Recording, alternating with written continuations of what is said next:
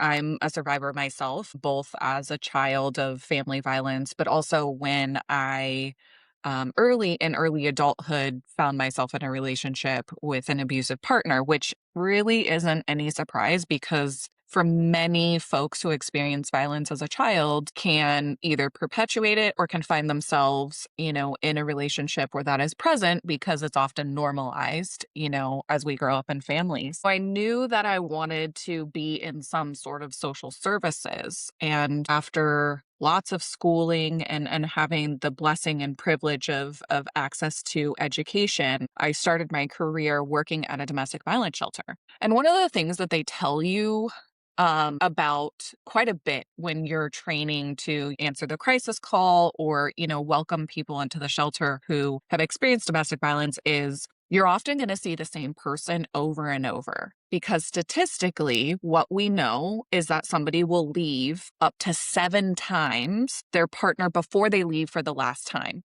And so, they talk about this a lot and really try to prepare you because when you're working with folks, it's hard to see somebody go back to their situation or, choose to return to a toxic situation. And so that I felt like I was really kind of prepared for. But then something happened that I wasn't prepared for at all and really brought into question a lot of how we look at prevention. And it was, shortly after I had been, running the shelter for a while, I started to notice that we were actually seeing different women with the same person that does harm or the same abuser is what, we generally call it. And I thought, okay, wait a second.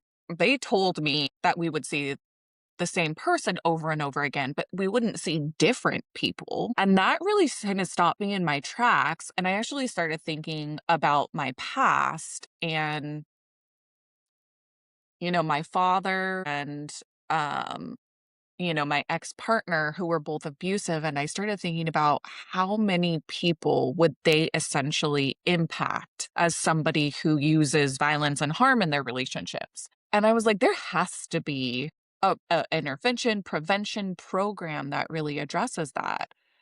And a really long story short, there isn't, at least not in the United States. And so I went on, like, I put on my backpack like Dora the Explorer and was like off to, around the world, really trying to find what programs existed. And that landed me in New Zealand. They've been running a program for those that do harm for the past 10 years. And so I spent quite a bit of time with them to be able to bring back those models and philosophy to the United States. So Wow. that's really sort of at the core and the passion and kind of the innovation that we're really focusing on at Restorative Pathways.